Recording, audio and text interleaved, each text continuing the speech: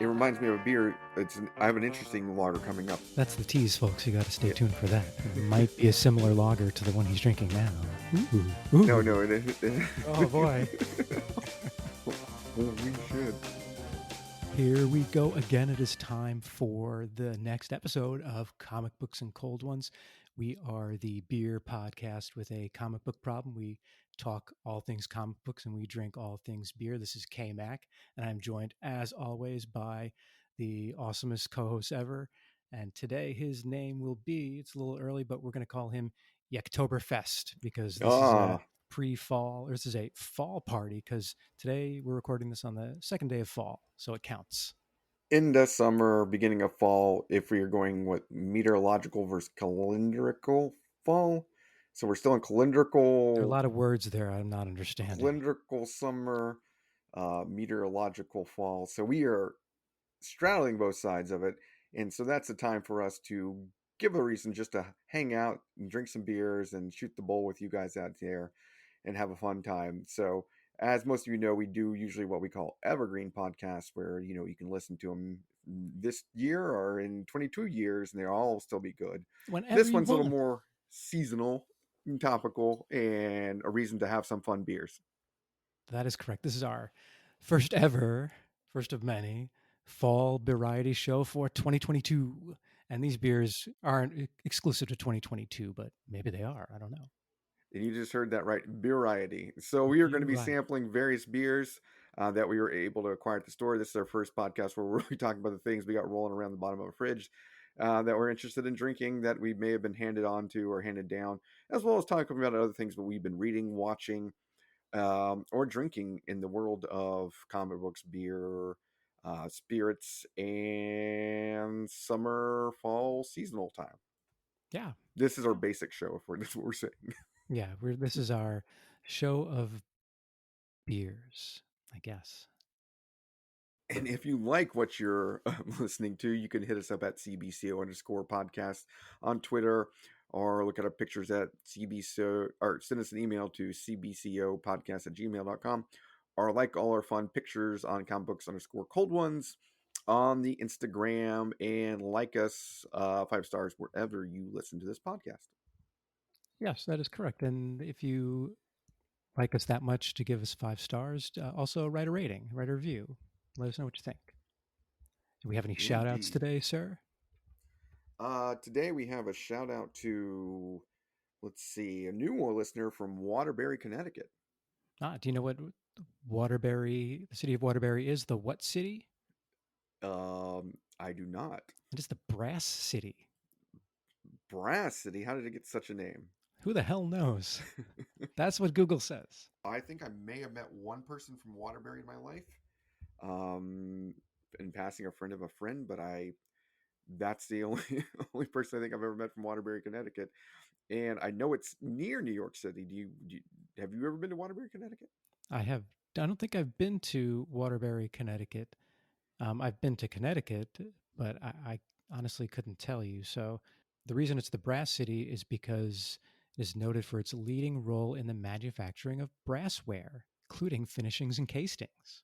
I thought it was because everybody walks around with a pair of balls that are made of such. That's what I was thinking too. like they're very daring and willing to do things that other people are not. Even the ladies, hence the name, they got the Brass City.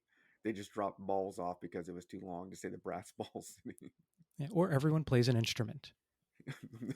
they could all be marching band members. Yeah. Rush is huge in that town. Probably is, actually. Well, if we're going to start drinking and talking, let's go through what we're going to be drinking today in terms of variety. I chose a theme for my variety today. I don't know if you chose one, KMac. What do you got going on? Yeah, so my theme is beer. Now, my first beer, so I have a few for today. I think you have a few as well. It's from one of my favorite breweries here, Florida Avenue Brewery. And when I saw this beer, I was like, this would have been perfect for last week's show, or not last week's, but our last show, our fantasy draft. To me, I feel like we do this every week. I wish we did, but I thought it would have been good for the fantasy draft show. But it's also good for this show because my beer is called Super Marzen Brothers. Nice. Yeah, and the can is really cool. It has a lot of Super Mario Brother type artwork, although some is hops and other things on here. But yeah, it's an Oktoberfest lager. And let me read the summary from Florida Avenue Brewing's website. It's a Do they have full-bodied. Mario or Luigi in lederhosen instead of their traditional plumber outfits? They do have lederhosen, but nobody's wearing it, Ah, or they're invisible. That's what I think. dear Florida Avenue Brewery, you missed out on a chance to make Italian stereotype characters into German stereotype characters on your beer I glass. know. Please rectify for future publishings and making of this beer. There's also a mustache and a pretzel. And some sausage, I think there's And some sausage. Yes, some sausage and some other things. Yeah, it's a really cool can. I've seen it before and I had forgotten about it, but when I saw it earlier today, I was like, shit, I gotta buy this one for the show. So it is a full-bodied, copper-hued lager with late edition American hops. It's made with Bark, it's Barke, Munich malt, Bark Vienna malt, and I'm gonna not say this right, Ahtanum hops. So that's going to give it like a citry piney taste, I think, a peppery piney citrus taste. Yeah. So I had a Marzen once before on I think one of our October shows last year, and it was from Big Storm Brewing. Indeed, you did. So yeah, just to remind everybody, the Märzens are the first beers brewed under the German purity law Right. in spring each year for drinking. So they're brewed in March, hence the name Märzen, coming from the German March. Märzen, March. Mm-hmm. So, and they're the last beers to be drink. The freshest beers to be drink in September time at Oktoberfest. Yeah. So Before the long they winter. brew them and they hold them, right? Or they let them Yes, brew for several months. that's the reason they're maltier and than like a fresh Pilsner beer because they're brewed a little longer to last a little longer through the summer months and ready for the fall autumn colors to match the beer color. Oh, And knowing's half the battle. it is. G.I. Joe. And what other beers you got? Oh, you want me to go over them now, or should we Yeah, just you might go over as them well. when we Or open we can them? go through them as you want, Yeah, or we let's can go do through them them as now. let's do them one at a time when we're ready. Okay. Well, I'll just tell my Yeah. theme is I went with, since it's the close of summer, it's the close of lager season, as the days get a little colder and the nights get a little colder and the days get a little shorter. That's what I should say, and the colors start to change. You shift out of drinking lagers, the pale, crisp, refreshing beers to keep you cool in the summertime, and so I'm doing a cavalcade of local lagers of beerness, and so that's what I have tonight. And I will start it off tonight with a beer called Much Ado. It's a Hellas Lager, 4.3% alcohol, made by Aslan Brewing Company out of Alexandria and Herndon, Virginia. I've had a number of beers. They're normally known from their IPAs and stuff, but I have never tried one of the lagers, and so I've seen it at the store, so I thought I'd give it a go. But more interesting is I Yes. received a present in from a buddy, and I don't know if we're going to use them tonight, but I got two Yeti Rambler Colsters, Ooh. both the regular size one for the 12-ounce can and a tall boy version for a 16-ounce can. So my beer will keep extra cold if I use a Colster. And these are I've always wanted to get one, but I never want to buy one for myself because I'm like, yeah, I got enough beer koozies. But my buddy broke down and got them for me as a sign of friendship, I guess, or maybe to make sure I don't come around much. I don't know how that works. That I can just drink a beer and stay at home by myself. But this is what I got as a gift, and there's nothing better than these. They come in at they have good for 16-ounce cans on the tall boy, which is the superior format for beer, isn't it? The I tall think boy. so. Yeah, I Yeah, think so. I'm going to say of all the formats, from a 12-ounce bottle to a 12-ounce can to the big 750 milliliter bottles to the tall boy is the superior format. We are in a complete agreement on that. 12-ounce cans, tall boys, game day, backyard barbecues, concert going. Nice. Not podcast recording? No, and I Hmm. may run a right Yeti and explain to them. Yeah, missing a huge market there. Whereas the 12 ouncer is good for 12-ounce cans, long necks. So I guess you can put your high life in this bad boy also. Oh yeah. Tailgates, triple digit temperatures, Hmm. which we don't have to do, and barbecue festivals. So one's good for backyard barbecues, one's good for barbecue festivals. So I can't mix them up. Yeti has told me I can't do that. They're really going to dictate your social life from here on Yes, out. I Wow. but well, if I have one in my hand, I can only go to set events carrying either one of these cans. They can't, they don't double for each event. No, I can see you trying to go to the wrong one, and you get in, and then you're being walked right out by someone has back of your shirt, back of your pants, they just throw you right out the door. Just like I'm a 19-year-old sneaking to a bar at college and walking around with beer, I'm going to get summarily thrown out because I have the wrong Yeti Colster in my hand at the wrong event. Yeah, watch out for the Yeti police. They're going to be like, no, no, sir. So that's what I'm going to be drinking for my first round here. Then I'll have two other local lagers if we make it through it here. So crack a moment. Oh, watch this business. You Ooh, unscrew it. oh, that's nice. And it's locked in good. I'll be pouring mine. I should pour a little some outside to the color. Well, it is definitely copper hued. Oh, I forgot Very to say malty looking. mine's 5.5 ABV.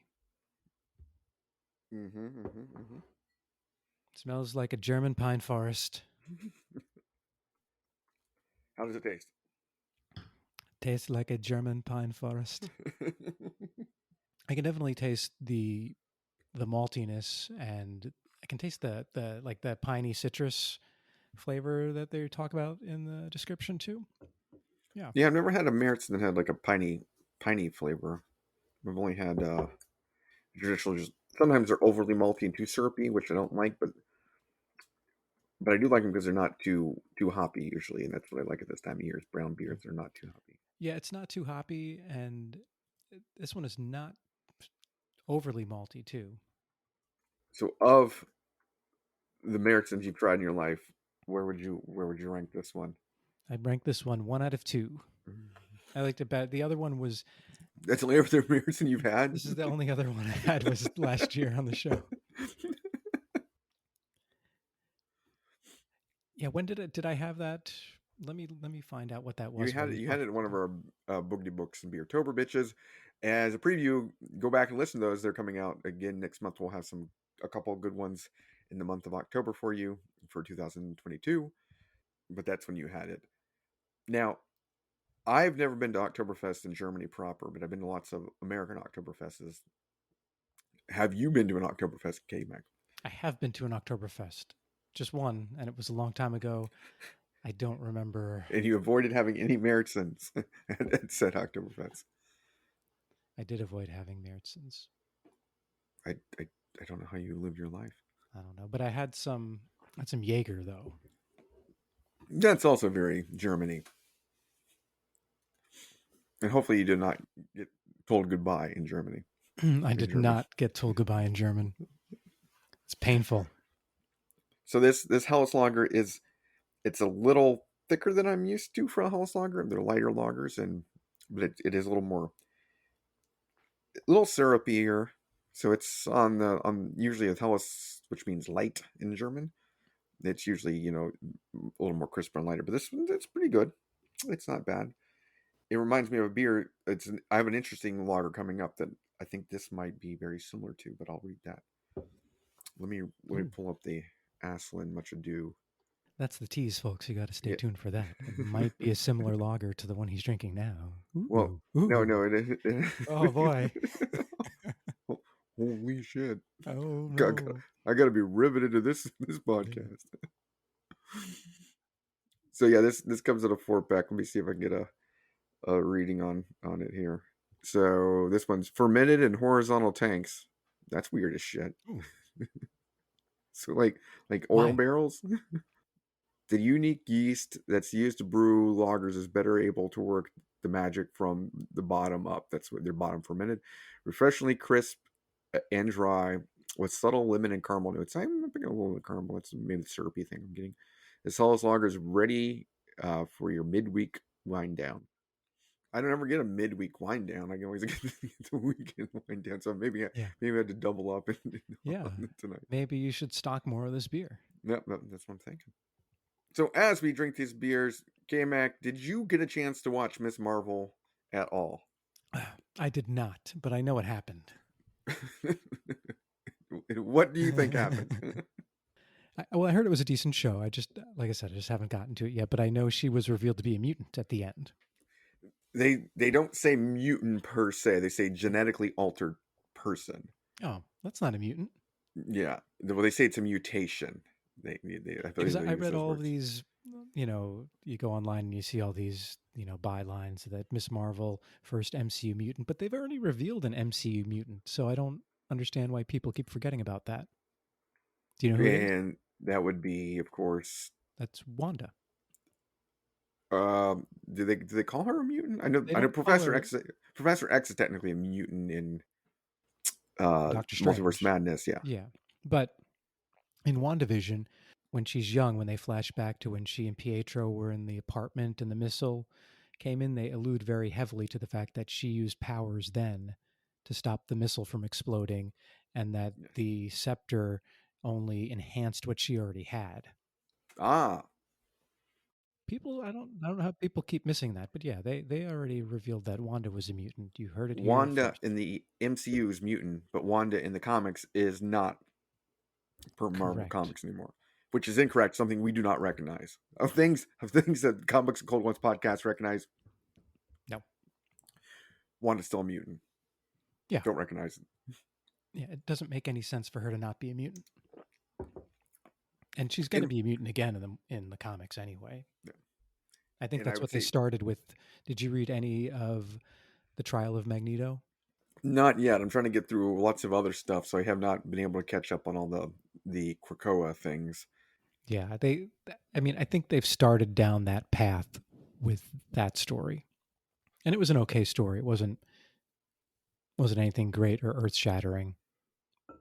But is it as malty as your beer, or is kind of golden color of the story as my beer? It's more golden color story. Okay, golden color. Okay. But no, did you watch Miss Marvel though? Yeah, I watched Miss Marvel. It's a fun show. It's really something you watch with your kids, or it's very oriented towards teenagers with lots of teen angst and things. That's what I heard. And it tells a modern kind of teen story. So it's it's not Happy Days. It's Happy Daisy, but set in New Jersey kind of thingy with the family, and people have superpowers.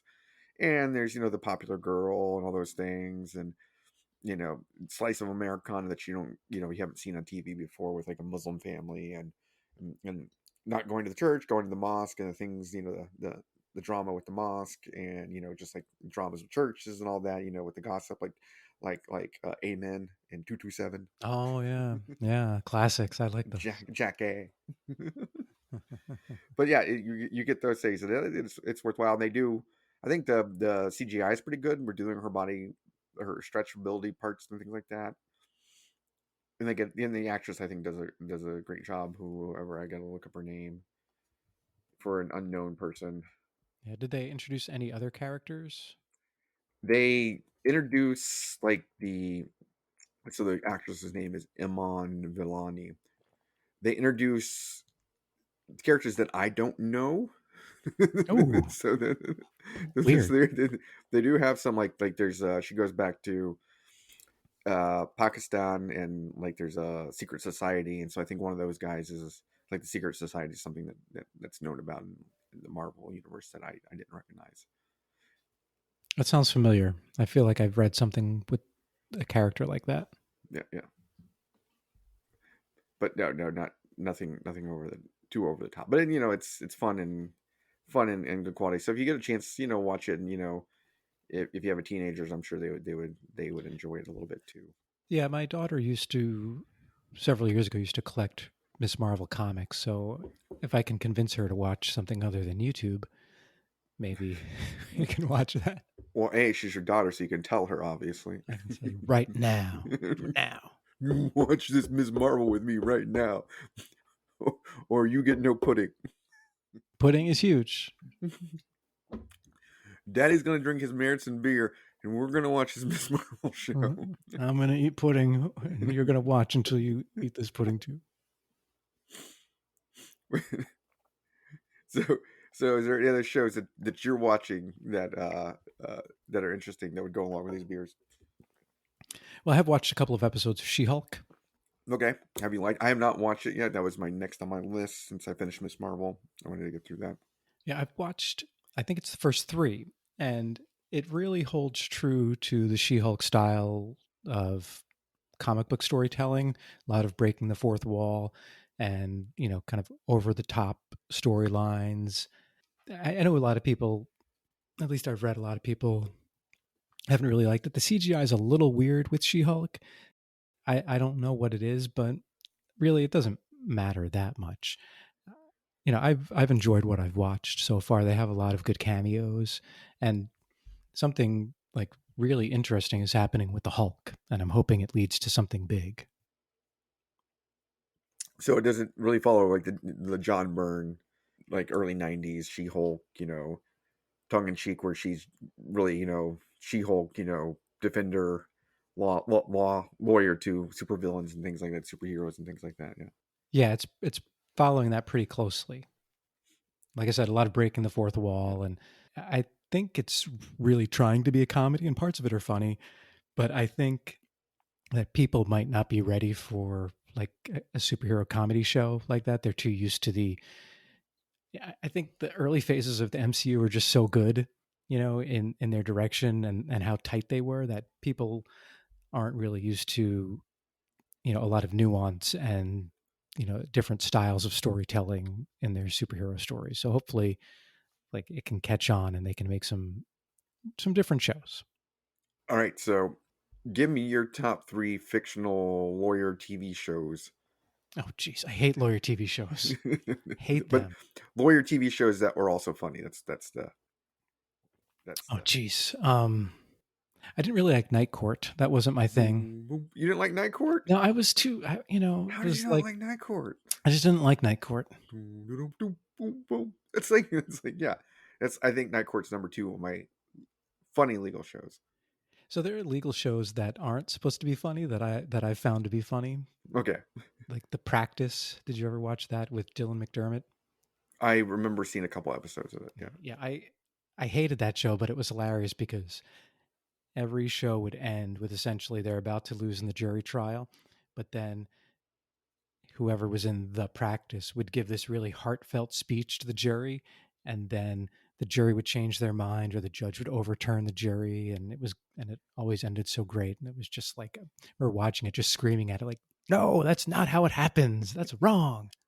Well, it's spoken like a lawyer that's never given a great closing argument. You must just be Probably bad at that's yeah, closing arguments. maybe I'm bad at closing arguments. You would not rally the jury to your side. You've got to do a better job with that. Or like both sides give their closing arguments and the jury's ruling and they get up and they give another closing argument. Which Yeah, is allowed. You're allowed that is three allowed. closing arguments. Yeah, you can everyone has a card they can pull out and say, Yeah. it's like get out of jail free. You get free Time extra out. closing argument. But yeah, so I haven't seen She-Hulk, so I'm assuming it's gonna maybe make my list of funny law shows. But my top three are number three, when the Boston Legal got taken over by James Spader and Captain Kirk William Shatner, when they took it from being a serious show to being whatever, William Shatner and James Spader just chewing screen, being silly. Yeah, smoking cigars on the balcony. Yes. I never followed the show, but it was always interesting to me that you had those two guys who just like are over actors to the max, just chewing screen on a show that started out like very much we're Boston legal, like it's gonna be LA law, it's gonna be Oh yeah, yeah, it's gonna be like just like you just said with the practice, we're gonna overturn cases with our oratory skills. yeah. Ally McBeal was pretty funny too. Yeah. Number two, Was that yeah, Ally yours? McBeal is probably number four on my list. Yeah. Number two, I mentioned Night Court, and can you guess number one?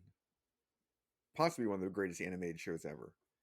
An animated lawyer Yes, show. An animated lawyer show. Just tell me.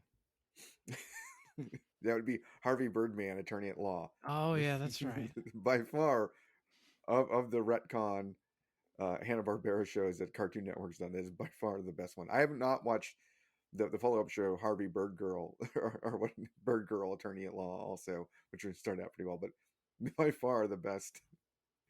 When Harvey Birdman has to represent Yogi for stealing picnic baskets and things like that.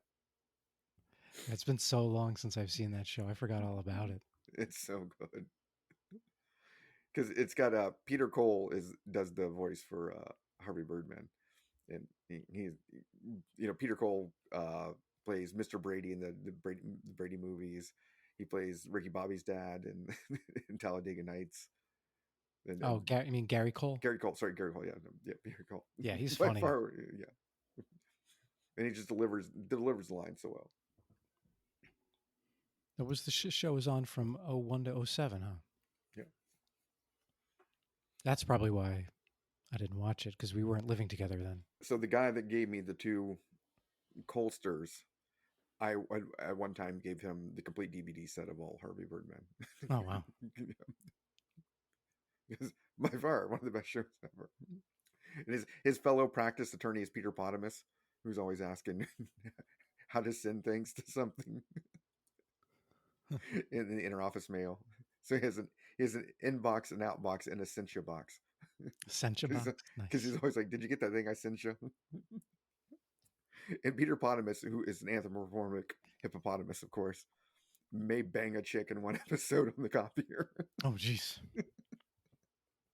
At the holiday party. And anthropomorphic hippos always do that sort of shit. They get away with it. And Harvey Birdman actually represents, I think, Apache Chief in one episode, because he grows up and smashes something through. Nice. Apache Chief does not exist in the real DC, in the DC comic books, though, right? Why not? I don't know. Well, a Nukchuk. I guess I know. Yeah, Nukchuk. Are you serious? That he doesn't exist in DC Comics? Let me see. I don't think DC fandom. They might have added him in later. Let's see. I think you're right. It just says Super Friends here. Oh no. He does appear not in the comics, but he is in he's in the one of the other Young Justice cartoons. Yeah. There's a similar version to him that appears in comic books called Manitou Raven, as an homage to him. And he appears in the Lego movie, in the Batman Lego movie. That's a good movie. Also, really good voice actor. What's his name? Former Mrs. Mr. Amy Poehler. Yeah, I know who you're talking about. Why am I blanking? I can't remember any names here. This is what happens when you Google Mr. Amy Poehler. His name doesn't come up. That's ex Amy Poehler husband. That's what you should be able to get. Jason Bateman. Just kidding. Will Arnett. Yeah, Will Arnett. Yeah, he's a funny guy. By far. Yeah, he does one of the best Batmans. Yeah. So by far, those are my top 3. But I think if I could get a voiceover movie, let me ask you something. You rank a lot of things, don't you, in your life? Well, how do you keep categorizations of things if you can't I don't rank anything. Well, I'll admit, I don't rank a lot. I don't rank, like, if somebody said best movie, I don't have a best favorite movie. But you have a top, 5. I don't know if I have a top 5, like, when it comes to movies. But if you get down to genre, maybe I probably could rank them. That makes sense. It's harder to rank multiple genre in the same category. Yeah. If somebody said, this is your favorite movie, no. Because I have a buddy who has ranked all his movies throughout his life. Oh, wow. And he has a favorite movie. And he also does a ranking each year of all the movies he watches. He watches like at least 100 movies a year. What's his favorite movie of all time? Is Chinatown. Okay. And it has not been jumped yet. I can't remember what 2 and 3 and 4 are. But can I tell you something you'll probably be shocked by? I've never seen Chinatown. Well, that's because it's Chinatown, Kevin. It's Chinatown. Forget it. It's Chinatown KMac. It's a really good. I'll admit, Chinatown is a really good movie, written by a pedophile, but Oh, directed by a pedophile. So Jack Nicholson, right? oh, he stars in it, but yeah, Yeah, that's what I Jack mean. He's in it. Jack Nicholson. Nicholson is in it. Yeah, He's yeah, not the yeah. pedophile No, director. he's not the Yeah. pedophile. Sorry, everybody. Jack, if you're listening, Sorry. we forgive you. We were not, but it's also basically Jack Nicholson's chewing screen. So that's what's really good about it. Yeah. Yeah, it's hard to rank. Like I said, hard to rank different genre movies together. It's like saying who's the better football player, Aaron Rodgers or Aaron Donald. Like they play different positions, so you really can't. Who's the better Aaron though? That's the Who's the better? You can rank them that way. Yeah, you can who's rank the better favorite Aaron? Aarons. I'm going Aaron Donald is the better Aaron than Aaron Rodgers. I think so too. But who's the better Nicolas Cage? Aaron Rodgers. Aaron Rodgers. Now we should do a podcast sometime of favorite Nick Cage movies, or do a fantasy draft of Nick Cage. That's what we I'm in should for do. that. Yeah. A fantasy Nick Cage draft. I'm down with that. Rage in the Cage. Rage in the Cage. You have to choose a Nick Cage from different movies to fill your team to stop Nick Cage from a movie. So Face Off. Nick Cage Face Off. I love how in that movie, I love how Nicolas Cage described what was happening. He's going to take my face off. Brilliant. When all said and done, in 100 years, and people are getting their degrees in cageology, I don't know. I think Face Off may be the capstone of many a dissertation for Nick Cage. Cageology. I mean, it should. Just think of how good he played John Travolta in that movie. I think you've heard my spiel on that, right? Like at the end when he, scars his face with the glass or whatever, the metal, to make him remember him. I don't remember. It's been a while. So at the end of the movie, he's getting ready to die, but he's gonna get his face, gonna swap faces back. They know it, but to get back at him, he takes like a piece of glass or metal and scars his face. Destroy, which is not really super villainy to me. What he should have done is just picked a really big booger and just rubbed it all over his face, because scars, those look cool. Chicks dig scars, but the mental image of just a booger wiping across your face, you're never going to get over that. You're never. Yeah, because that gets ingrained in you. Yeah, that scars your mind. Oh no, that's a green greasy one. Oh, yeah. I'm just saying. Yeah.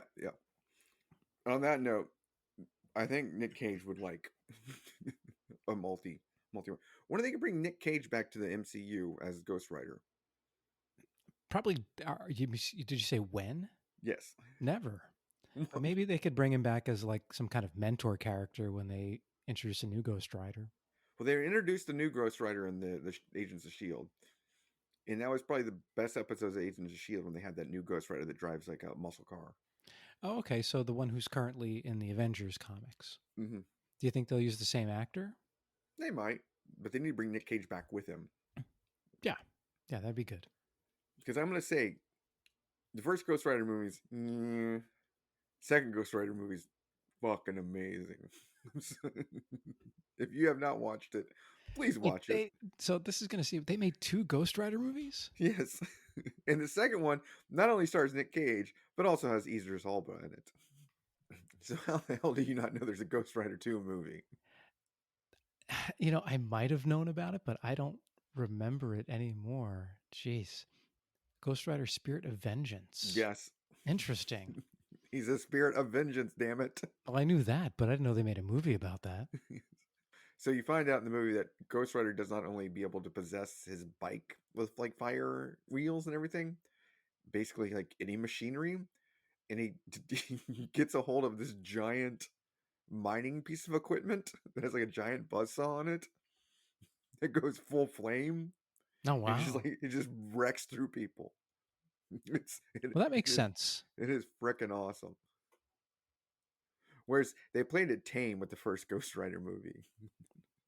Yeah, if they didn't have like buzzsaws in it and stuff. No, they were like, Nick, you can't oversell this one. People got to make it believable. They're like, no, this is a Ghost Rider movie, man. I gotta have some vengeance because I'm a spirit of said vengeance, and I gotta rain that down on people. Yeah, I imagine with the first one, he turned into Ghost Rider a couple of times, and that was it. And Yeah, the whole but budget went into transforming the Ghost Rider a couple times, and then paying which of the Carradines was in it? Oh no, it's a Fonda, and it's Peter Fonda, right? Yeah, Peter Fonda plays Mephisto. well, that's important. You have to blow your budget on Peter Fonda. He's a draw. Well, I up till now I did not put it together. The reason I chose Peter Fonda because he's easy rider, the Oh yeah, motorcycle. it's not a bad Also, cast though. Of the first one, Nicolas Cage, Eva Mendes, Sam yeah, Elliott, Peter Fonda, Rebel Wilson. yes, They even put Blackheart in there. Wes Bentley. Wow. yeah, Sam Elliott, Brett Coolin, well known. Oh yeah, Donald Lotion's in it also. Yeah, Wow, all-star cast. How did this movie not kill? it did. It did, I yeah. spent all my money on it. And in the second one, they got Idris Elba. Yeah. Yeah. How are they That's not making more Moreau. Ghost Rider movies? Who's Yeah. So Moreau? the second one we had Nicolas Cage, Claren Hinds, who was like a European actor, Idris Elba. Let's see, anyone else really famous in it? Who was the Ghost Rider alter ego? So Oh, who was? Anthony Head. Oh, I forgot they had Christopher Lambert, the Highlander. No, so who was Ghost Rider's alter ego? What was the character? Oh, Johnny Blaze. It was Johnny Blaze. All right. Yeah, yeah. Not Nicolas Cage or whatever. Yeah. Do you remember what Oscar Highlander won? No, I don't. It won the Oscar for best movie of all time. Oh yeah. You don't remember that line in Talladega Nights No, I don't. when they're face to face, Ricky Bobby and Sacha Baron Cohen's character. He's like, "Oh man, it's just like Highlander. You ever see that movie?" And he goes, "No, you should, man. It won like Oscar for best movie of all time." Oh, that's funny. Who from Highlander was in Ghost Rider? Ghost Rider 2 Who is was? Christopher Lambert, the Highlander. Oh, The Highlander. the Highlander. Also, a movie I probably watch once a year. So Oh, there he is. All right. probably once a year I watch Highlander. Oh, Anthony Head from Buffy was in there too. Yep. And those like coffee commercials in the 90s or the late 80s. Yeah, so I mean, I don't know. I don't Ghost Rider's all right. I don't care whether or not they bring him into the MCU anymore than they already have. Boo. Yeah, boomy. But that brings it up. They are releasing a new Midnight Suns comic, I heard. Oh yeah. Yep. I So don't tell know us much who was in the about original Midnight Suns? it. The Ghost original Rider. was it the Midnight Suns imprint comic or just the actual Midnight Suns comic? I don't know. What do Because you they mean had, you imprint? remember they did like a genre of just the Midnight Suns. Oh yeah, with Luke Cage and Yeah, like Punisher. like yeah, and Doctor Strange Yeah, and Morbius and Morbius. also a fine movie. But no, No, in you know, Morbius is the #1 Morbius movie of all time. the best part about that is Marvel or Sony brought it back because of the internet buzz on Twitter for it, and they didn't understand that it was people just trash talking it, and they brought it back. I think Sony needs to just stop making its Spider-Man universe movies because they're just I don't even know what they're trying to do. Well, all they need to do is go, we get 20% royalties, Disney, if you make these movies. Make really fucking good movies. Yeah, Make us money. yeah. We can do nothing and make 20%. Literally, we can sit on our ass. You make us 20% of $1 billion movie. That's pretty good deal. That Yeah, makes up for all our Mariah Carey, loss of funds up until holiday season comes around and she sings that damn song that everybody likes. yeah. It balances our Mariah Carey money out. Yeah. So So who was in the Midnight Suns so we know group? it's Like the comic Midnight Suns Yeah. was Johnny Blaze as Ghost Rider, not Nicholas, Danny Ketch as, but Johnny Blaze is Johnny Blaze, and Danny Ketch as Ghost Rider, and who was the other? There was a third one. I don't remember who that third guy was. The third Ghost Rider. He wasn't a Was Ghost it Rider. He the? was something else, right? I don't. I don't. I never read that book. I have two of them still in the foil or whatever, the packages at home. No. That's my So retirement money. according That's my to Wiki, retirement money, kid. oh, Midnight Suns. Hell yeah. You got to get those graded. Yeah. So it's like you said, Danny Ketch and Johnny Blade, Morbius, and Doctor Strange. That's the team. All right, that was the team. Okay. And Blade. Sorry. Blade, yeah, Blade was the other one that was hanging around. Yeah, yeah. There Yeah. was the Marvel cult, and then they mixed in eventually Luke Cage, Iron Fist, Man Thing, things like that. Yeah, Mm-hmm. in the Moon Knight. So I heard they're also making a Werewolf by Night movie now. I heard that too. Or is it a TV show? I don't know. You're supposed to be up on these things because I'm on to beer number 2. Or me too. I was about to open it. So, beer Okay, number so 2 for hold on. me. Werewolf by Night, upcoming TV special, part of the MCU. So beer number 2, and then I'm gonna drink half this so we can get in the other one. This is another local lager made by Diamondback Brewing. It's called the Locust Point Lager, American Lager. So it's got too many lagers on the, on the label already. It comes in a 12-ounce can at 5%. Diamondback Brewing is out of Baltimore, Maryland. Be more. So this is the reason I'm interested in it. Locust Point Lager is a corn lager. Weird. All right. Brewed with base Pilsner malt and a hefty addition of flaked corn. So some So like ethanol in there. So they're just dumping Wheaties in there, hopped with a noble American, or cornflakes. You're dumping cornflakes, not Wheaties yet. Either Hopped way. with a noble American varietal and cold fermented with our favorite lager strain, the true classic American style lager. Nice. But I've never had a corn lager before. I've never heard of a corn lager before. I know. It pours corn lagery gold. It's about a little lighter than the Aslin. Yeah, that looks pretty light. Is it lighter than most beers that you? No. I mean, it's not like Miller Lite light or real Pilsnery light. So it's still a little malt. It's got more malt than those. Okay, well, so I was going to go with a fall type beer for my second beer, but because of what's happening in my area right now, so I live in the Tampa Bay area, and we're about to get possible hurricane here in the next couple of days. My second beer is called Palm Bender, and it's by Palm Bender. Palm Bender, yes, like the wind bending the palms. It's by Big Storm Brewing, which I've had a few. Explain that in more detail for people who are listening? Like the wind blows the palms down, bends the trees. Thank you. I appreciate that.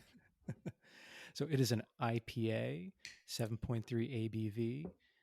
According to the summary on their website, they took the firm bitterness you'd expect from a West Coast style IPA and added to a blend of hops to produce notes of citrus you'd associate with Florida. This is blah, blah, blah. The result is the Palm Bender Gulf Coast IPA. Hopheads dream with a sunny twist. 2-row barley and aromatic malts balance the initial bite with slightly toasty finish. Now, who makes this again? This is Big Storm Brewing. Oh, Big Storm, another one of your favorites. Yeah, I like Big Storm. I've had this before, I think, with I went to one of their breweries with our buddies Aussie Mike and Jay-Z, and I think I had this. All right, we also need to do a check-in. How far in your pub pass are you? Oh, that's a good question. Not as far as I should be. I think I have like loser. Yeah, I'm loser. I think I have about 6 or 7 stamps. maybe 5, but out of I think it was 25. 6. Yeah, It's like 20, 25, something like that. I'm getting there.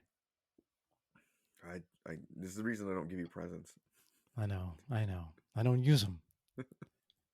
No, I went to a brewery the other day with Ocho called Double Branch, and they're not on the pub pass. I was super surprised. And Unfortunately, I don't know next year's pub how, pass maybe. yeah, I mean, I don't know how like you didn't like vet this to make sure all the breweries near me were on this pub pass. But they have a good IPA called Wicked Branch, which doesn't taste like an IPA at all. Does that make it a good IPA though? It well, it makes it a good beer, I think. It's such a good IPA. It doesn't It taste doesn't like an taste like IPA. one. That's how much I like IPAs. I I love IPAs so want to much. drink one that My doesn't favorite taste like. IPA tastes nothing like. No, it tastes. It's not too hoppy. I don't know. That's all. I It's not too hoppy, and it. to go hoity toity. Mhm. Yesterday I went to a wine tasting, and Ooh. they had a Moscato Muscatel that did not taste like a Moscato Muscatel. And I said exactly those words. This doesn't taste like a Moscato Muscatel. This is really good. I like this. This is my favorite of all time. There's nothing sweet and candy like this in this one. So yeah, and the lady doing the wine testing, who's also like a vintner herself from Chile, Mhm. was describing it to me, and I can only keep saying the words. This tastes nothing like what it should taste like. She's like, see, we know. Stop with your Americanisms here. So this is awesome. Whatever the corn lager, crisp. It's not too malty. That's what I was afraid of when I read it. It was like it's gonna be syrupy like a bourbon or something because bourbon's made from corn. But it's crisp, light, refreshing. So next summer, this is gonna be at the top of my list of beers to head up. Whenever if Diamondback Brewing is still in business up in Beemore, this is solid as all can be. I'm gonna rate it higher than the Aslin one. It was cheaper and Oh boy, less syrupy. And did you try yours yet, sir? not yet. I was researching all those other things, Other things. You can only read so much about Midnight Suns. but I love the Midnight Suns. I love them.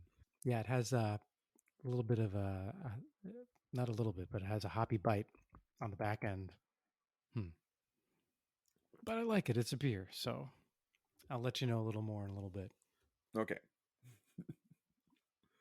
And speaking of obscure dark comics, have you watched any of the Sandman on Netflix yet? I have not, and You have not watched no, any of my and TV show.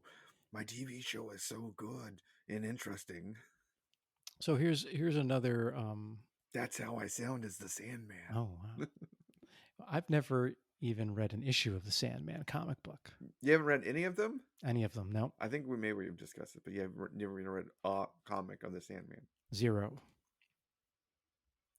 So I've read arcs of it, and the ones that I have read it, they are true to the form of the first telling of the series that they're going through right now. And the guy is acting like what I think maybe the Sandman would sound like, because he sounds like this, and I'm the Sandman, Ooh. and he's very goth. And So so this is the guy that fights Spider-Man, right? yes, Okay. yes, All right. I this didn't is know they were going to make that. So Sony made a Netflix show about him. That's it's so impressive. good. It's so good. Is there going to be a Morbius crossover? And they yeah, yes, and they got the guy from Wings to reprise his role from Spider-Man 3. Yes. He was I the can't best. I think. love how in the newest Spider-Man movie, they didn't even want him to show his like real person. They just made him sand the whole time. Yes. And that guy's a really good actor. I can't think of who was the guy that was on Wings and made Sandman TV show. We're bad with people. With names today, we can't remember. He's a Yeah, good actor though. with the names. With the names. Thomas Hayden, yeah, Thomas Hayden. Thomas Hayden. Yeah. He's got actually double barrels. Thomas Hayden Church. Thomas Hayden Thomas Church. Hayden Church. Yes, he was in that other movie with Paul Giamatti about wine. Sideways. Sideways. Yes. No, I no, remember no. Paul Giamatti's name. because he's part Giamatti's son. Think of all the baseball games he got to go to as a kid. I know. But no, the Sandman movie, the Sandman TV show, it is really, I think, for the people that are like the Sandman heads, that like it's the greatest comic ever. I think it's pretty good telling of the story. Visually and acting wise, like there's no big explosion. They're not doing any of that to try to catch people's attention. Make it superhero-y. They are pretty faithful to the story of this is droll and heavy-handed storytelling, and the Sandman's not in every episode really. He's No, only appearing at times. When he's got to do a Sandman-y thing. So that's to help someone fall asleep. yes, and dream and whatever. So and they've Oh, already is had it is it episodic? Is there a continuing story, or is it just this one-off episode? no, yeah, there is the bad guys, you could say, in Sandman lore is the Corinthian, and so they're telling the Corinthian story right now. So the Corinthian is a nightmare that got out in the world and wants to establish himself as being something that's more than above the Sandman. So the Sandman controls, dreams and nightmares, right? So he Mhm. makes these creatures, and they live when they live, in when you're asleep. And so one of them gets off the ranch because somebody captures the Sandman and puts him in prison for a while. And so that's and so the Corinthians gotten out in the wild. That's the episodic part. And then they tell the vignettes between the different stories that go on. And they got the actress that played Brienne of Tarth to play Lucifer, um, which is interesting. So it's Gwendolyn. What's her name? Uh, Gwendolyn. She's very tall. Uh, I haven't watched Lucifer, but do you think they'll tie the shows together? no, Oh, she's I not wish. playing the same character. No. What's different actress? It's an actress and an actor plays Lucifer. So I know they're that, not. but Yeah, oh, so you're saying, oh, so they got all right. I misunderstood. So yeah, they got this actress to play Lucifer. yeah. Oh, that's cool. Um, and she was in Game of Thrones. Um, Oh, I know who you're talking about. the yeah the tall statue model lady, Yeah, the one who was the knight. Gwendolyn Christie. Yeah, Gwendolyn Christie. Yeah. I never remember her first name. So she plays, and she does her best. Um, Gabriel from the movie Constantine, who's played by the androgynous. What's her name? I'm so bad with actresses tonight. Uh, Tilda Swinton. So Tilda Ah, Swinton. So Glendon Christie, kind of a younger, uh, taller, bulkier, Tilda Swinton as Lucifer, and she does a well, good job. But she's not Lucifer. yeah. So I have. So I think I've read more Corinthians than I have Sandman. Officially, Yeah. having gone to Catholic school at one point in your time, right? Yeah. But no. So they do that well, and Patton Oswalt is the Raven Matthew, which is Okay. interesting because you only hear his voice, and you're like, it's Patton Oswalt, and he obviously probably you know lobbied hardcore as a nerd to get that part. Yeah. Same thing he probably did with Pip the Troll. Yeah, yeah. And there's a Okay. Well, really good that's. beer. I'll have to check that show out. Would you recommend reading some of the story before the show, or does it matter? It doesn't matter, but you may like it more if you were someone that read the stories. You're like, I really like the stories. You would like the TV show better. But there are a couple episodes that you're like, I don't really care for this. If you didn't know what was going on, I would say Mm. that, Okay. because it's Neil Gaiman being very heavy handed with his storytelling about, like there are, like a couple episodes that are like, yeah, the Sandman doesn't really appear in them. So you're like, well, why doesn't he appear? The name of the damn TV show is Sandman. He's not appearing in it at all. Yeah. That's very artsy though. Like taking a risk. Well, this is Neil Gaiman, who credited one of his stories to being written by, he co-credited his story to being written by William Shakespeare and himself. Good for him. Not everyone gets to work with William Shakespeare. Yeah, I know. Yeah, he was, that's a big get as a writer. I'd assume, if like, damn, I'm getting to work with Whoa. Bill Shacks. Nice. Billy Shax is writing with me. Well, maybe I will check that out then. No, it's worth watching. And you also get they have like an appearance by one of John Constantine's ancestors, Johanna Constantine. Oh So, my which goodness. is interesting, yeah. And it's well shot, and the special effects aren't too bad, and they do the things where they things I didn't think they would introduce, like Cain and Abel are in the story, so you get the House of Mystery and the House of Secrets, Hmm. which may come out in Biboogity Beers and Beertober. Ooh. We may want to read some House of Secrets, House of Mystery. Yeah, maybe. I'm up for that. I haven't read that before. But yep, it's worth watching. Cool. So also out on Disney Plus recently is Thor: Love and Thunder. You haven't watched that yet, though, right? I have not watched it yet. So I'll give you a spoiler-free review. Does that sound all right? Yeah, yeah, go ahead. It was okay. A scale of 1 to 10. Are I, we over the 5 mark? Are we yeah, I like would give it. I would say it. I could get to a 6 on it, just because I like Chris Hemsworth. There were some parts of it that I thought that were good. I think it was so Ragnarok was good for a lot of reasons. Like it was funny, but it was also serious. It had a lot of other crazy characters, and then they kind of in the next Avengers movies kind of brought Thor back a little bit, where he was still kind of funny, but still like half serious, half funny. This one I think just goes. I think it just tries to be too funny. It just felt a lot more natural in so they go for Ragnarok. the full on Three Stooges? Eh, I don't know if they go for the full on Three Stooges, but I think they try to go like one step past Ragnarok. Okay. I think it's just too much, and the overall story not great. So, as you know, one of our friends that we read comics with, D Harm, Hmm. considers the story that they're covering the best of the Thor stories ever told. Yeah, Does it live? I have not read those stories, I have not but read have those you? stories either. Okay. So I I don't would think. imagine those stories are better than the movie, if because he has pretty decent taste, for the most part. Of the But Taiki Wadi movies, how would you rate that? oh, so I've seen Ragnarok. I've seen what is it, Hunt for the Wilder People, Okay. and have you seen Jojo Rabbit? No, I have not seen any of them, but it's Okay, so if I have to rank those four, I yeah. would rank Love and Thunder last out of those four. Oh wow. Yeah, because the other three were really good. Yeah. So yeah, he's kind of mailing it in now that he's got his money Maybe check. I mean I think it's just hard. I think Ragnarok was just so surprising for everyone, and you just can't you can't what is it, catch lightning in a bottle like that twice.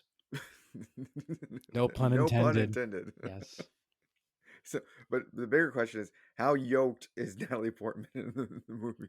she's got some pretty decent arms For there. like a 5'1" lady, are you like, I don't want to. If she's coming through the hole, I don't want to be the linebacker taking her on. It's the fullback. Is she that big? Yeah, I don't want to get clotheslined by her. Her arms are pretty good size. She can plug any holes and and get you across the goal line pretty good. Yeah. I'm gonna tell you this beer. Like I was skeptical at first because I was like, God, what the hell is a corn lager? But this is really fucking good. Nice. I'll have to look out for some of those. Like I said, I've never heard of a corn I'll have to lager. figure out a way to send you this because yeah, this is a special kind of lager. Because yeah, I was expecting me to corn, being very syrupy, Yeah. and I was a little worried about that. But no, very light, very crisp. And they put rice and Bud Light and stuff to thin it out a little bit, and it's Hmm. not like that at all. They don't make it because yeah, when you put rice in it, it makes it sweet. And I figured maybe corn would also sweeten it a little more than it should be, but no, it's really good. Huh. I can't imagine there are very many corn lagers out there. Lots of cornholing, but no, Yeah. And corn corn husking. lager, no corn lagering, corn whiskey. All right, do we want to try our last beers? Well, this was a gigantic one, so I'm not even. Oh, I'm just still halfway through. But go ahead, you can start your last one. all right. I've got one more, and this one's gonna go in the Colster. So this is my closing it out here. This is Glass Castle, also from Maryland, Silver Spring, Maryland. We've had the brewery on before, Silver Branch. Oh, Silver This is Branch. yeah, this is a true Pilsner brewed with soft water and traditional techniques. The delicate balance of golden malt, spicy hops define this eminently drinkable lager.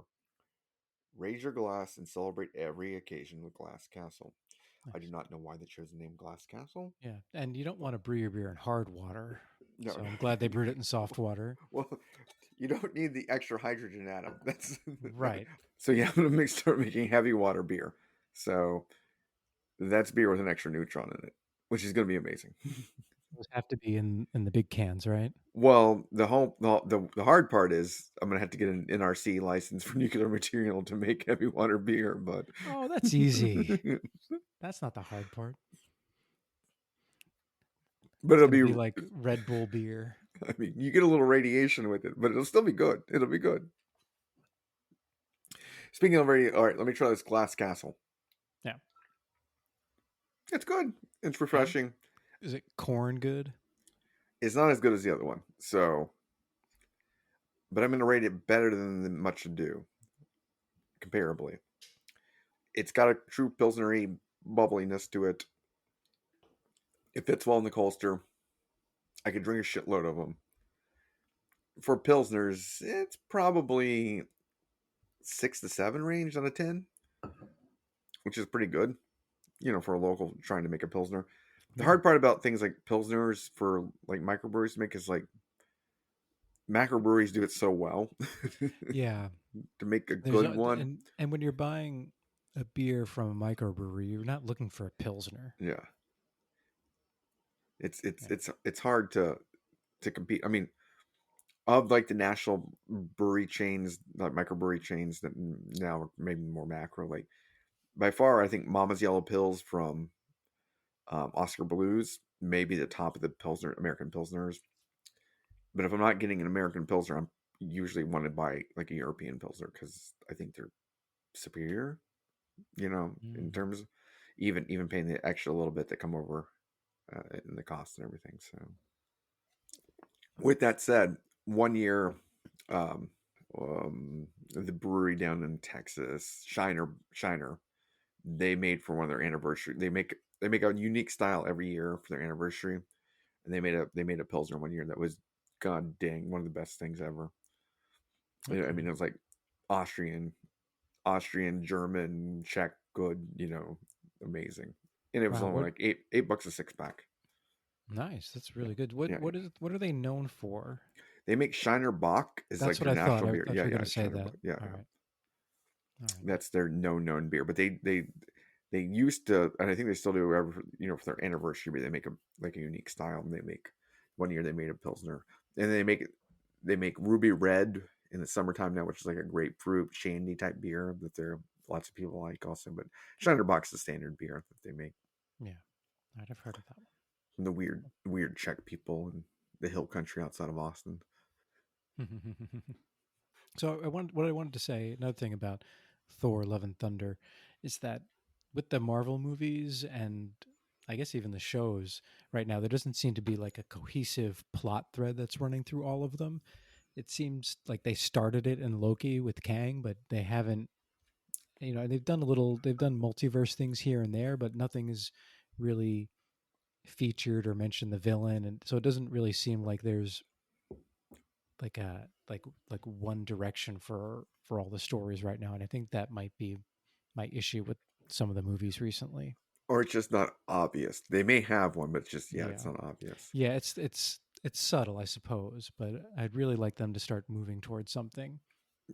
Because you're like, we have Miss Marvel, we have Moon Knight, we have now She-Hulk, and in the movies, yeah, you've had Multiverse of Madness, and you've had Thor, And you Thor: had Love and Thunder, Spider-Man.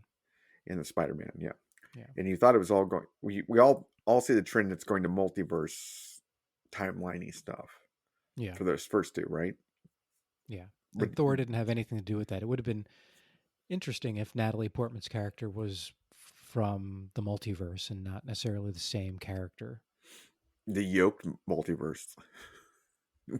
where where everybody's pounding muscle way, Yeah. getting jacked. Yeah, the LA Fitness multiverse. Got to get those gains, bro. Got to get them. Yeah. Yeah, that would have been great if everything she said ended in bro. That's what it should have been. Yeah. Thor, bro. I'm gonna rewrite the script She now. got Mjolnir, bro. You go, look at my flex. They're flexed. Yeah, bro. Mhm. Dear Taika Waititi, Mhm. you may not understand this being a New Zealander, but Bro culture has their own multiversal. yeah, has anyone from New Zealand ever won the strongman competition? You would think they would have a strongman. You would think. Do you remember watching the strongman competitions? Flashback I think on so. Yeah. ESPN in Yeah. the 90s. Yeah. All right, let Yeah. me see a news. They don't seem to air that anymore. I don't know why. There's a whole channel on Pluto now. There's championships now. That's all they do. That's funny. Because it's always like the big Nordic people, Baltic people, and every once in a while like an English or an American. Yeah. But I'm a I don't. Viking. Yeah, the mountain from Yeah, from Game of Thrones. Game of Thrones. He's one of those guys. Thor something or the other. Yeah. But I don't think in New Zealand. How the mighty have fallen. But I don't think To anyone from Pluto. New Zealand's ever won the shit. How has somebody from New Zealand not won this shit? Yeah, I don't know. You'd think they would have. Let's see. Let's see. A guy in 1983. It looks like a guy came in third. Yeah. Now you would think an Australian or New Zealander, would be one of those guys, but no. Oh, the guy who used to say, I'm a Viking, Sigmarsson. Yeah. John Sigmarsson. Icelandic strongman. Looks like Sid Vicious from WCW, except like 3 times the size. Yeah. I'm always a big man of Zenduris Zavakis, the Lithuanian powerhouse. He won it 4 times, man. Wow. That guy, and he came in second like multiple times. Also, that guy was unstoppable. Should I start training for the strongman competition? I thought you already were. Like, you're pretty ripped. Bulking up. Yeah. You're adding that weight. I thought that was the next step. You call me fat. I said no such thing. Yeah. So yeah, of the strongmen, yeah, Zerduranius Zavakis has won it 4 times, and in the big pole, Mauritius Pudziski Budiznowski won it 5 times. So I think he's the only 5-time winner. And then you had Magnus Veer Magnuson, also one of my big fan of Oh the yeah, 90s. yeah. Yeah. He's He probably won the it 4 times. most Yeah. famous one, I think. Big Icelander, he won it 4 times. And then Bill Casimir, the American, he won it 3 times. He was the original kind of guy. How do they lift those damn stones, man? I don't know. How do they do those logs? Don't they roll logs or something? They're like You roll pushing logs. tires. What are they? They're just crazy. Okay. Okay, so we talked about a lot of stuff we're watching. I think just by chance, you and I are reading the same thing right now. We both started reading Human Target. Yes, it's on the DC app. I think there's like four or 5 issues that have been I released. think they're in the fish issue now. Tom King writing, the artist. You tell me who the artist is. Yep, really good. I've always kind of found that character kind of interesting. Of the DC characters, it's like an offshoot. Not never going to be a high profile character. Always one of those sea devils. We have an elite scuba team kind of character. That's like Yeah. we have a character we can tell fun, like high profile, spy intrigue kind of stories kind of thing. And they do it really well with this one where they're he's investigating his own death or his own assassination, which is the whole point of his character is that Yeah, he tries to flesh out the yeah assassin. to be shot at. So and Yeah.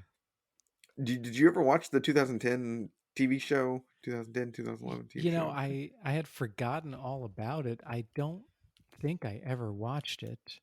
I'm looking at it right now on Google, and I think I did see a little bit of it here and there because the characters look familiar, but I don't remember any of it. It was a classic Fox Friday show. So Fox, for years, would come up with these TV shows to run on Fridays, and I always assumed they were made Yeah. for Yek. What was there was one with Jessica Alba, wasn't there? What was it called? The Jessica Alba one was Dark. Dark Was it Angel. Dark Angel? Yeah. Yeah. Also, great movie. There was James Cameron was associated with Yeah, that. yeah. There was Brimstone, with the guy from 30 something, where he had tattoos. He came back from hell to re-imprison people that also escaped from hell. And each time Oh he yeah. captured one, yeah, yeah. There was Fast Lane, which had Peter Facinelli and Timothy Amber Thiessen, and they were an elite team of drivers, the Ooh. CIA kind of thing. There was what was the one where the guy had amnesia? Also amazing. Of these, course. these shows were all my favorite shows because they're all concept shows. They're like over the top, done, slick. Basically, like the highest version of syndicated TV you could do. Fox is like, we're gonna give it a go on Friday night, and they all failed. They all failed All of them did, yeah. universally. So he was a DC Comics character before that, Yes. or Oh yeah, yeah. oh, Before that, yeah, yeah. okay. Been around for a while. They're like, I like the fact that like Fox is like, we need something kind of sensational that we can sell like syndicated TV that we can throw over the top. Let's do this Human Target one. And we're like, who can we get this? We get this guy and Shy McBride Mm, because we loved him when we had him on Boston Public. that's yeah. His first appearance as Christopher Chance was in December '72, Action Comics 419. Yep. Nice. I like what they let Tom King do. Tom King, the writer, seems to be at his best when he takes an obscure character or like a fringe character, and they just kind of let him throw everything at the wall. You know? Well, I haven't read any of the. I've read the first couple of issues of Strange Tales with Yeah. And you read Mr. Miracle. we read Mr. Miracle on Mm, the show, and yeah. so I like that. Did you read But his Vision series for no, Marvel? That was pretty good too. but I've started reading also the Strange Tales, and I don't know if I'm gonna like because I've seen what they've written about. They kind of changed the character a lot. Oh yeah, I heard that too. I've read the first issue of it, but I was waiting for the series to finish. He also wrote like a 12 issue series with Supergirl called Woman of Tomorrow, where she's on a space adventure, which sounds cool. But Yeah. I think that's when he's at his best, when he just takes someone obscure and just just kind of takes him on a ride. His Batman series I thought was decent. I know a lot of people didn't really like it because it dealt mostly with like his love affair with Catwoman, but I thought it was decent. And he has the new Riddler story that came out recently. That's right. I haven't read that. I heard he was supposed to do a series, and I don't know if it's still in the works, with like heroes who've never been in the Justice League but had tried out to be in the Justice League, and the series included Warlord. Finally, I'd really love to read that. finally, Warlord getting some more props. I know. It's his time to shine. Well, according to Warlord, he lives in the center of the earth, and it's always time to shine. That's true. That's true. That's the whole point of the Warlord story, as far as I can tell. That, and he has a gun, and everybody else has swords, which I'm still trying to figure out. That's why he's the Lord of War. Having, we KMac and I take part in another reading club of comics, and so we're reading all the DC crossovers that we will eventually bring to you, our lovely listeners. But one of them is Yes. set in one of the crossovers gets into being Warlord's territory with multiple issues, and you're like, man, this ran for how many years? This comic, it's impressive. Yeah, yeah. It was around for a long time in the '80s. That was one of the that wasn't in the main series though. That was like one of the like One of the side tales. side So tales. maybe for Halloween this year, I actually yoked and goes Warlord. That's true. That ties in the strongest man I get competition. some strappy things and some eagle feather head looking thing and a Mm-hmm. gun, You color your hair gray. and I get a speedo bottoms. Yeah. Yeah. We'll put that picture on Instagram, everyone. Look for it. Don't avert your eyes; it'll be amazing. Yes. It'll be great. It'll be ultimate cosplay. They'll win our cosplay tournament next year. Oh, so yeah, I'm gonna rate these. All right.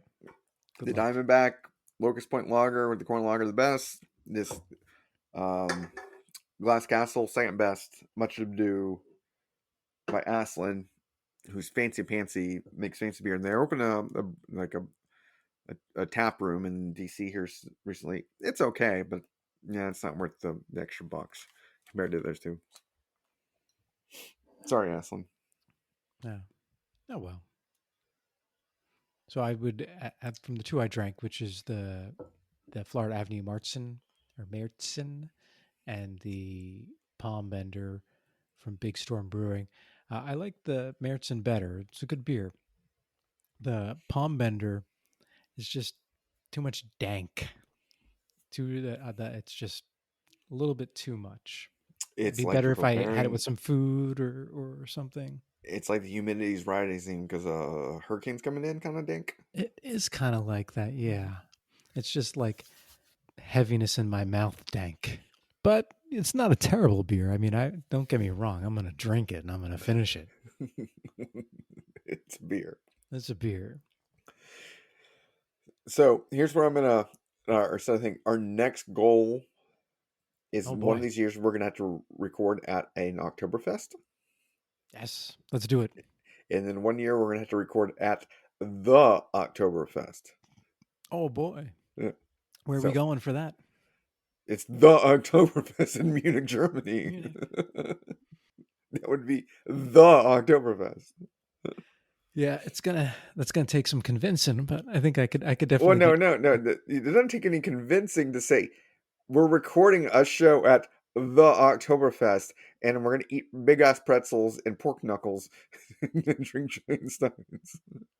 yeah, I'm sure I can get that figured out. It's not that difficult. Definitely an Oktoberfest is a great idea. Yes, small goal, small goal. Yeah, set them small. I mean, it's not like this podcast is ever going to end. We'll be doing this forever. What else I got to do? I Do know. I don't have anything else to every do other either. Saturday, I know. drink beer and talk to you. Yeah. Yeah.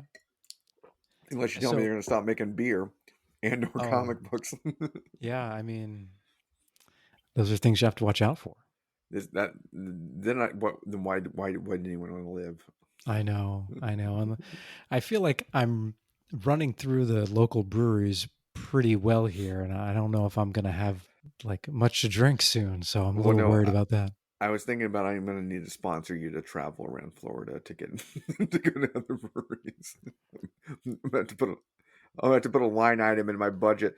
KMac goes to X town to get new breweries. So my pledge is that I'm going to get back onto the pub pass thing, and Finally, because there's a couple that are right by my office, so I just need to plan to be there on a Friday or a Monday or whenever, and just head over and see what they're like. So because that's if my you pledge. don't actually use the pub pass, you may have to rate a bad thing on the pub pass, and the pub pass people are going to give us a bad reviewing on our podcast. Oh no, Because I hear the pub pass people are vindictive that way. are they really? Oh man, I'm gonna watch out. The pub pass people are pusillanimous, pugnacious, and So our next episodes are October. We're gonna have 2 episodes in October, right? Right, sir. boogity books and beardtober bitches. It's your favorite time of year, so You know this is my jam. this So is your jam. this is the time I live for. So So we're looking forward to it. We have some. At least we have, I think, one episode already kind of figured out. we have all of them figured out as always. The next 20 they're in the books. So, if you liked what you listened to today as us rambling, drinking through multiple beers in our Beeriety show, please send us an email at cbcopodcast@gmail.com. Hit us at Twitter at cbco_podcast, or like our pictures on comic books and comic books and_cold ones. I've had 3 beers and I'm doing pretty well. So 3 good Pilsners. Yeah. And in those emails, if you want us to try a specific beer, let us know. If you want us to talk about certain comics or anything else, let us know that too. And if you have an idea for Boogity Books and Beertober bitches, just let us know, because we love this time of year. Yes. We are basic bitches. We love flannel, we love vest, and we love Meritons. Correct. And corn. And corn. Corn Pilsners. The corner. Thanks everybody for listening. I hope you liked us rambling and having a good time just trying a variety of beers. And if you get a chance to try these beers, let us know what you're thinking of them also. Thanks a lot, everybody. We'll talk to you next time.